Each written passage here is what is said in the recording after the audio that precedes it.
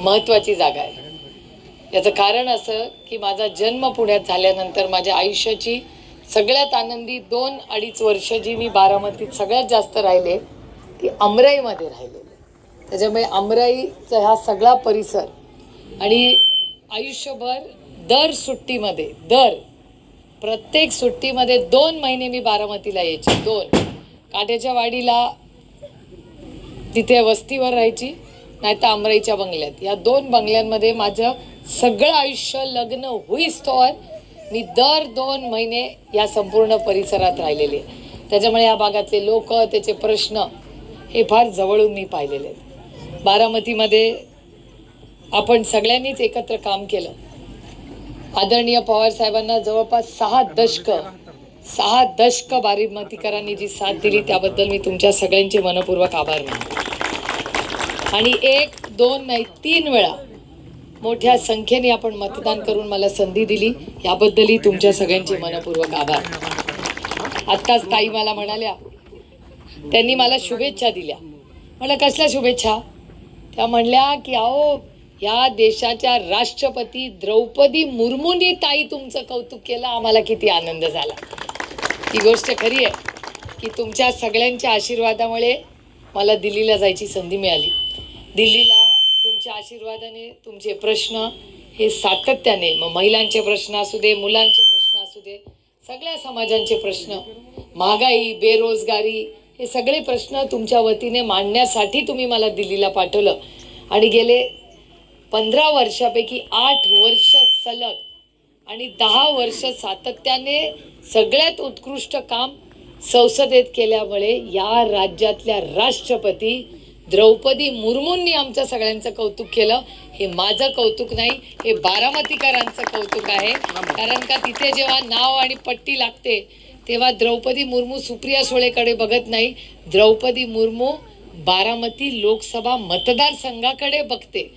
आणि तिथे जेव्हा मी भाषण करायला उभी राहते ना, तेव्हा माझी ओळख सुप्रिया सुळे नसते, माझी ओळख बारामती लोकसभा मतदारसंघ म्हणून मी तिथे उभी राहते.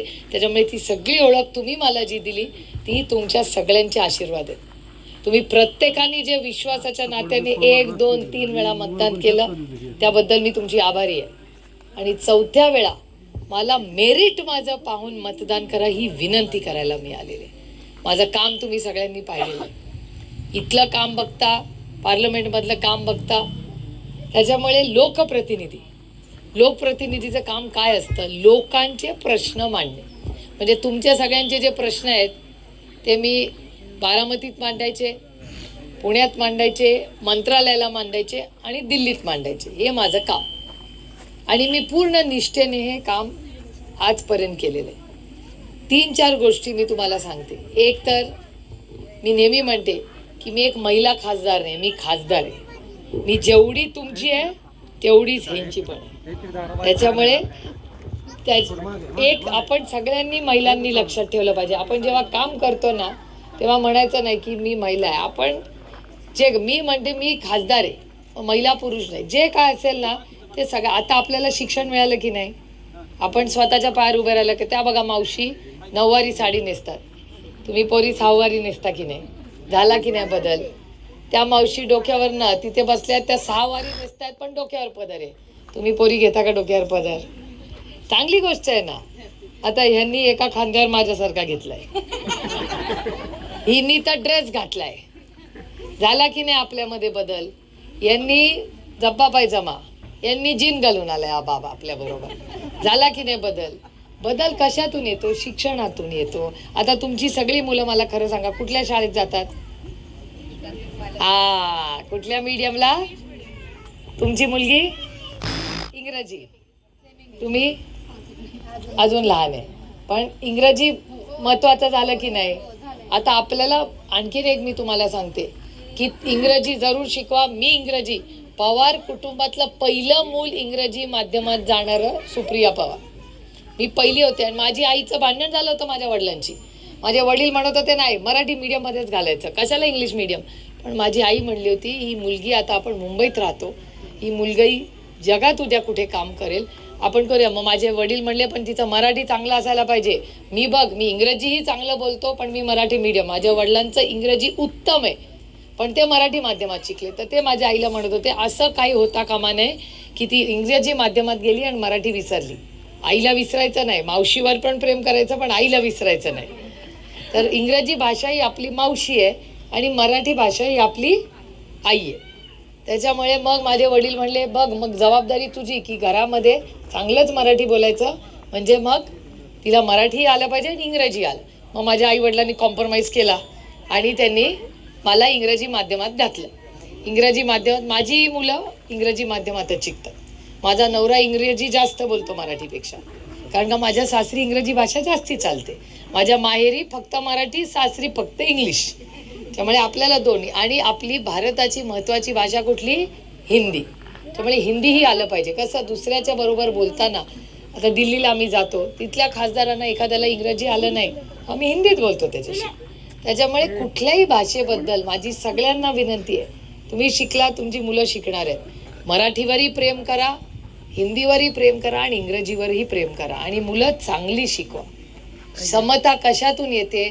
समता फक्त आणि फक्त शिक्षणातूनच येते. तुम्ही भारतरत्न डॉक्टर बाबासाहेब आंबेडकरांचं उदाहरण आहे की नाही? सगळ्यात सुंदर उदाहरण. भारतरत्न डॉक्टर बाबासाहेब आंबेडकर, आपल्याला सगळ्यांना अभिमान आहे त्यांचा. त्यांचे आई वडील उच्च शिक्षित होते का? नाही. त्यांचे आई वडील इंग्रजी बोलत होते का? नाही. पण भारतरत्न डॉक्टर बाबासाहेब आंबेडकर सगळ्यात उत्तम इंग्रजीमध्ये भाषणं करायचे. तुम्ही कोणी ऐकले? मी तर नेहमी ऐकते. मी जेव्हा संसदेत भाषण करते, मी भारतरत्न डॉक्टर बाबासाहेब आंबेडकरांची भाषणं ऐकते, नोट्स काढते, मग थोडं शिकते आणि मग भाषण करते. कारण का, तुम्ही विचार करा, ज्याचे आई वडील शिकलेले नव्हते, इंग्रजी येत नव्हतं, तो माणूस किती हुशार असतील बघा, की एवढं सुंदर इंग्रजी बोल ते करू शकतात. आपण त्यांच्या इतके हुशार नाही, पण प्रयत्न तर करू शकतो. त्यामुळे इथे शिकलेल्या इतक्या छान छान मुली मला दिसत आहेत. मी आता ठरवलं आहे की माझं इलेक्शन झाल्यावर मी इथे येणार आहे आणि तुम्हाला सगळ्यांना कामाला लावणार आहे. कोणी घरात बसायचं नाही, एका मुलीने घरात बसायचं नाही आणि पार्ट टाइम करायचा, घरातलं बघायचं, सासू सासऱ्यांची सेवा करायची, पोरांचा अभ्यास घ्यायचा आणि काम करायचं, सगळं करायचं. त्याच्यामुळे मी इथे बसून बघते की ह्या सगळ्या पोरी शिकलेल्या आहेत, लहान लहान मुलं आहेत. पार्ट टाइम आपण काही करू शकू का? म्हणजे दिवसातले 3-4 तास मुलं शाळेत जातील ना, तेव्हा आपण काम करायचं. मुलं परत आली की मग लहान मुलं, आणि एकदा मुलं मोठी झाली की मग माझ्यासारखं. माझी दोन्ही मुलं, माझी मुलगी आता नोकरी करते आणि माझा मुलगा अजून शिकतोय. तो आता परदेशी गेला, अमेरिकेत आहे. तो आता MA करेल, म्हणजे 1 डिग्री झाली, 2री डिग्री करायला गेला. आता तो पण नोकरी पकडेल थोड्या दिवसांनी. पण हे आपण सगळ्यांनी केलं पाहिजे की तुम्ही सगळ्या मुली एवढ्या छान छान दिसतायत, तयार होऊन झाल्या, तुम्हाला आता काम करायलाच लावणार मी. आणि प्रत्येकीने फुल ना, आणि सगळ्या गोष्टी पैशासाठी करायच्या नसतात. काहीच तुमच्या नवरे कर्तृत्वान असतील ना, मग एवढ्या सुखी आज छान तयार झालाय, पण त्यांना पैशासाठी आपण मदत करत नाहीये. पण फुल ना फुलाची पाकळी आपल्या बारामतीसाठी, आपल्या बारामतीचा विकास होण्यासाठी, आपल्या कुटुंब, काही नाही तर ट्युशन घ्या घरामध्ये, कुठली तरी भाषा शिका, त्यांना शिकवा. असं अनेक गोष्टी तुम्हाला करण्यासारख्या आहेत. आपल्या या संपूर्ण वडारवाडीमध्ये मला आनंद वाटतो की शिक्षणाला तुम्ही सगळे इतकं महत्त्व देताय. समता कशातून येते? तर ती फक्त शिक्षणातून येते. आणि मूलभूत सुविधा ज्या काही जर तुम्हाला करायच्या असतील तर माझं भाषण झाल्यानंतर तुम्ही मला सूचना करा. अजून आपला हा संपूर्ण अमराईचा भाग सुधारण्यासाठी आपल्याला काय करता येईल ह्याच्यासाठी आपण एकत्र सगळे बसूया. पण पुढच्या पिढीला चांगल्या हक्काच्या नोकऱ्या आणि समाजात त्यांनी मान सन्मानानेच फिरलं पाहिजे. नेत्यांनी तुमच्या दारात यायला पाहिजे, अरे वा वा एवढं तुमचे पोरं शिकली, त्यांचा सत्कार करायला आम्ही आलो. त्याच्यामुळे ही सांगते पुन्हा पुन्हा, समतेची भाषा ही छत्रपतींनी शाहू फुले आंबेडकरांनी आणली आणि ती समतेची भाषा, याच्यात मोठं योगदान शिक्षणाचं आहे. आणि जेव्हा आपण सावित्रीबाईंचा उल्लेख करतो, तुम्ही विचार करा, जर सावित्रीबाई जर लढल्या नसतील, महात्मा ज्योतिबा फुले त्यांच्यावर लढले नसतील, त्यांनी दिशा दिली नसती, तर कदाचित आज आपण इथे बसलोच नसतो. म्हणजे आपण सावित्रीच्या सुशिक्षित लेखी आहात आणि तुम्ही सगळ्या त्यांच्या लेखी आहात आणि कर्तृत्ववान आहात. त्यामुळे माझ्या तुमच्याकडून अपेक्षा आहेत, जशा तुमच्या माझ्याकडून आहेत, माझ्या तुमच्याकडून जास्त आहेत. कारण या बारामतीमध्ये हे रस्ते, पाणी, वीज चांगली होईलच, आज आहेच, पण त्याचा पुढचा टप्पा आपल्याला गाठायचा. त्याच्यात तुमच्या वैयक्तिक आयुष्यात जोपर्यंत सामाजिक परिवर्तन होत नाही तोपर्यंत आपला सर्वांगीण विकास झाला असं मी म्हणणार नाही. त्याच्यामुळे तुमच्या सगळ्यांसाठी इथल्या प्रत्येक मुलीनी सन्मानाने जगलं पाहिजे, प्रत्येक मुलांनी स्वतःच्या कर्तृत्वावर नोकरी केली पाहिजे. या सगळ्यासाठी काही नियोजनबद्ध कार्यक्रम तुम्हाला घ्यायचा असेल तर मी पूर्ण त्याला वेळ द्यायला तयार आहे. आज ऊनही वाढत चाललंय ताई, त्याच्यामुळे मी फार वेळ तुम्हालाही बसणार नाही, पोरींना पण आपल्या उन्हात बसू देणार नाही. त्यामुळे आज आला, अतिशय चांगल्या पद्धतीने आपलं माझं स्वागत केलं, याबद्दल तुमचे मनपूर्वक आभार मानते. आणि पुन्हा एकदा तुतारी माहितीये का, आपलं चिन्ह नवीन आलंय तुतारी. आता दिवसभर अरे कुठे गेला एक तुतारीवाला, घ्या आणि फिरवू आता आपल्या बरोबर सगळीकडे. खरंच सांगते, लोकांना कळू तर द्या आपलं चिन्ह काय, रोज घेऊन जाऊ आपण बरोबर. नवीन चिन्ह आहे, नवीन पक्ष आहे. आमच्या वडिलांनी पक्ष स्थापन केला, तो हिसकावून घेतला. आता त्यांच्यावर मी काही कुणावर टीका करायला आले नाही. माझं म्हणणं आहे, माझ्या वडिलांचं तुम्ही हिसकून घेतलं, काही काळजी नाही हो. मुलगीला कशाला शिकवलं? जरी माझ्या वडिलांचं काही काढून घेतलं ना तर पुन्हा एकदा शून्यातून उभं करीन आणि माझ्या वडिलांच्या पायात जाऊन ठेवीन, ही माझी सेवा.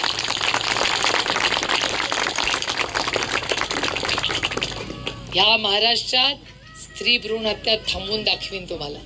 जेव्हा जेव्हा या घरामध्ये, कुठल्याही घरामध्ये संघर्षाची वेळ येईल ना, तेव्हा जशी ही सुप्रिया उभी राहिली तशी प्रत्येक घरात एक सुप्रिया आहे. त्या सुप्रियाने उभं राहिलं पाहिजे, मान सन्मानाने लढायला पाहिजे, सत्याच्या बाजूनी लढलं पाहिजे आणि आई वडिलांची सेवा केली पाहिजे. आणि हा आदर्श आपण सगळ्यांनी मिळून ठेवायचा आहे. मी करू शकते तर तुम्हीही करू शकता. त्याच्यामुळे मी माझी लढाई वैयक्तिक कुणाशीच नाही, माझी लढाई त्या अदृश्य शक्तीची आहे जो दिल्लीवरनं महाराष्ट्राच्या विरोधात आज लढतो. माझी लढाई महाराष्ट्रात कुणाचीच नाही. मी कधी बघाल मी टीका पण करत नाही कुणावर. कशाला टीका करायची? आपल्याला चांगले संस्कार झालेत, आपण रामकृष्ण हरी, मी आपलं रामकृष्ण हरी म्हणते आणि माझ्या विठ्ठलावर प्रेम करते आणि माझा दिवसभर जातो. त्याच्यामुळे माझी तुम्हाला सगळ्यांना एवढीच विनंती राहील की तुमचे जे काही मूलभूत प्रश्न असतील हक्काने सांगा. ही ताई तुमच्या हक्काची. बहीण ह्याच्यासाठीच असते, बहीण नेहमी त्याग करते, बहीण नेहमी एक पाऊल मागे घेते कुटुंबासाठी. त्यामुळे एक आदर्श म्हणून मी, जसा तुम्ही आमच्याकडे बघता तसं आम्ही तुमच्याकडे बघतो. आपण सगळ्याजणी एकत्र राहू आणि बारामतीचा विकास पूर्ण ताकदीने करू. आज आल्यानंतर अतिशय प्रेमाने आपण स्वागत केलं, याबद्दल आपले मनपूर्वक आभार मानून आपल्या सगळ्यांना शुभेच्छा देऊन आपली रजा घेते. जय हिंद, जय महाराष्ट्र, जय राष्ट्रवादी.